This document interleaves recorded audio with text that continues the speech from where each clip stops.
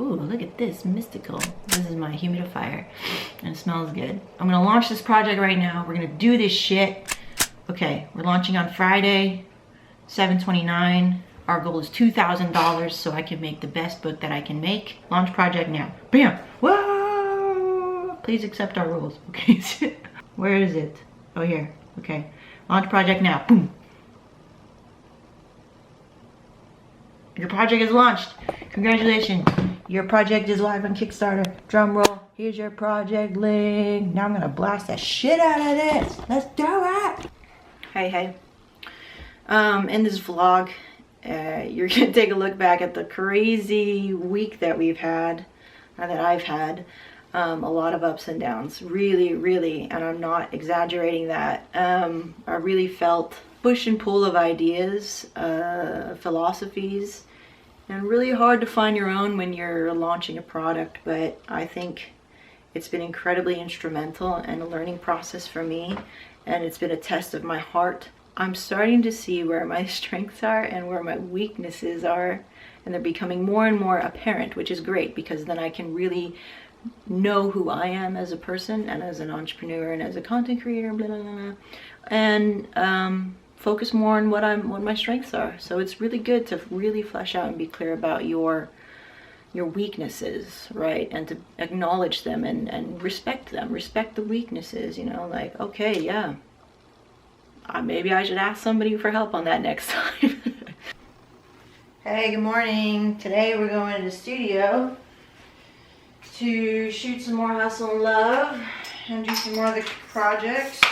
And then, so I'm gonna bring this because I gotta shoot the DSLR. Where's the bag at? Anyway, yeah, it should be fun. And we're doing 2 cameras today. See, like, I really feel like the next camera is gonna be another G7X because it's just really easier to do what I want to do. I don't need to have a DSLR. I mean, it's nice to have when I'm just like, oh, I want to make it, you know, super awesome, or use my lenses and stuff, but for the most part, like, I can get away with just using this point and shoot, and I think that's a pretty big thing. It kind of shakes up the industry a little bit, and people really aren't taking advantage of that or realizing that, I think, or maybe they are, I don't really paying attention, but so I'm gonna put all my stuff together, get it ready to go. I'm so happy that my setup is really lean. So you got the DSLR, we got 16 to 35 on here. And really, I just need a wide angle lens. Charging all my batteries right here. Right there. Bring all my audio. And later on, I have to do a tutorial for my family and explain to them what Kickstarter is, and maybe just to other people as well. I'll do that right now so that they understand that Kickstarter is nothing to be afraid of. It's not a scam. So I'm gonna do that. I'm also gonna have some breakfast.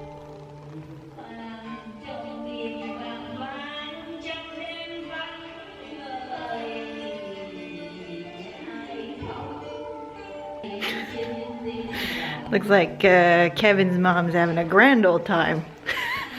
This is what I come home to.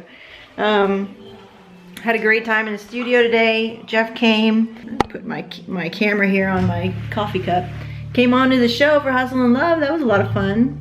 And my friend Russell is going to support for the Kickstarter.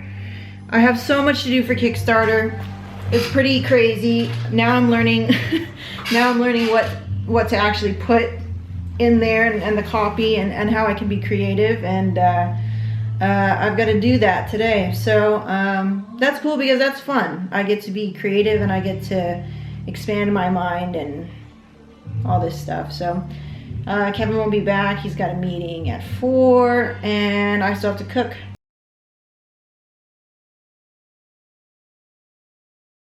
Whoa, Jared! I didn't know you could do this. Just want to let you know, Jared increased their pledge from the Video Marketers Cookbook Kickstarter campaign from 60 to 113. Booyah! You must be doing something right. Oh, snap. This new reward includes a 3 paperback book signed with a personal message, of course, and it's not like, oh, yay, thanks for supporting. Thanks, Megan. No, I'm going to write you a freaking novel. And then everything in the all access package and the old reward, all the access package, all that goodness. All that goodness. Thank you, Jared. P.S. Did you know that Jared wrote the foreword for this book? And P.S. Did you know that I spelled forward wrong in the book because I didn't know that there was a real way to spell forward? Okay, bye. What's going on, lab rats? I'm cooking today. When I'm not hustling, I'm cooking. I'm making sinigang. So sinigang is a sour soup-based meat and vegetable dish. And it's kind of a staple. It's a favorite of mine growing up in my mom's house. I always ask her to make sinigang, and it's a sour sort of broth, right?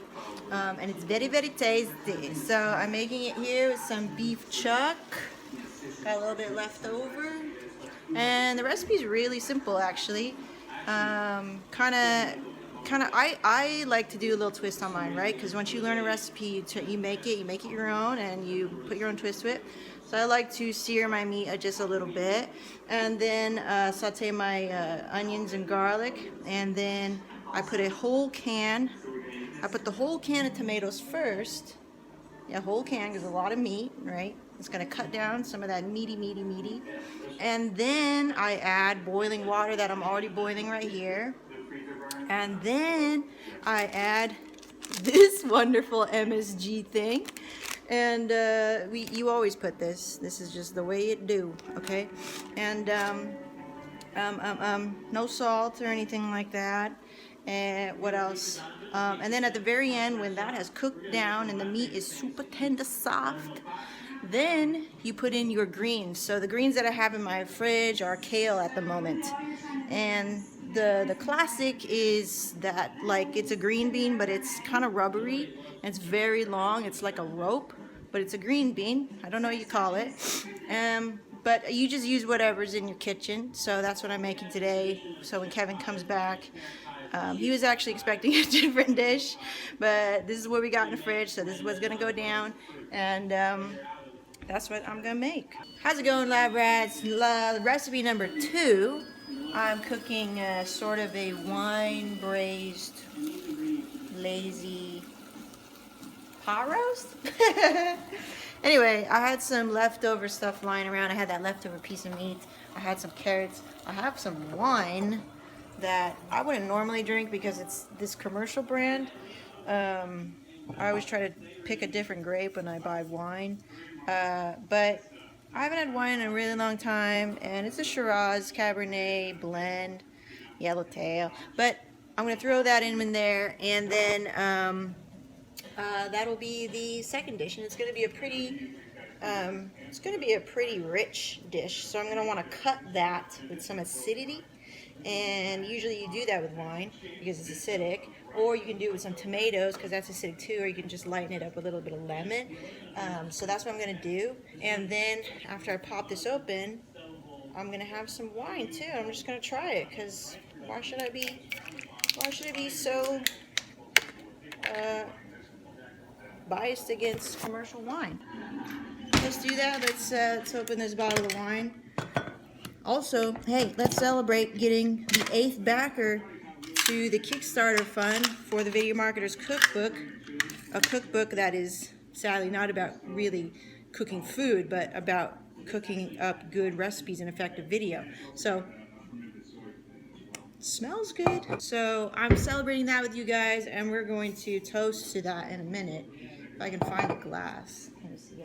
So before I pour this into my food, I'm always going to taste it and make sure it's not, it doesn't have any, it's not corked. What's this? It doesn't have any cork. Okay, just a little bit.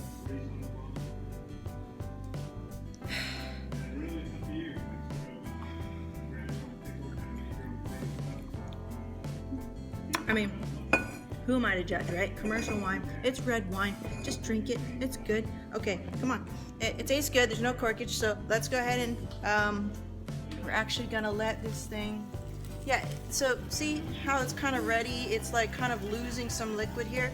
So now would be a good time to add some liquid. And then we're gonna reduce until it's created this flavor profile. It's gonna be magnificent. Okay, and that you can eat this with, we have a baguette that's left over. Baguette, pate, wine. It's fantastic. It's fantastic. I'm excited. Now, there's a story that I share in the Video Marketer's Cookbook. Let's do it.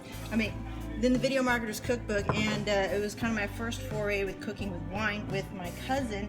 And then I was still in college, and it was back in this apartment in Garden Grove.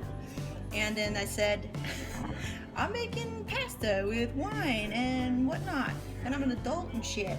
And we did it, and I didn't cook off the alcohol, right? I didn't cook off the alcohol because I didn't know what I was doing. And back then, you didn't go look up a recipe online. You just kind of look at what's going on the TV, and you kind of check it out. You kind of do it for yourself. So that's what I did. And then it was terrible. Long story short, it was terrible. We looked at each other and said, let's never speak of this again. You never cook for me again. I said, okay. And we just went to our rooms and just try to bury that experience until I wrote a cookbook. I'll tell you about it right now.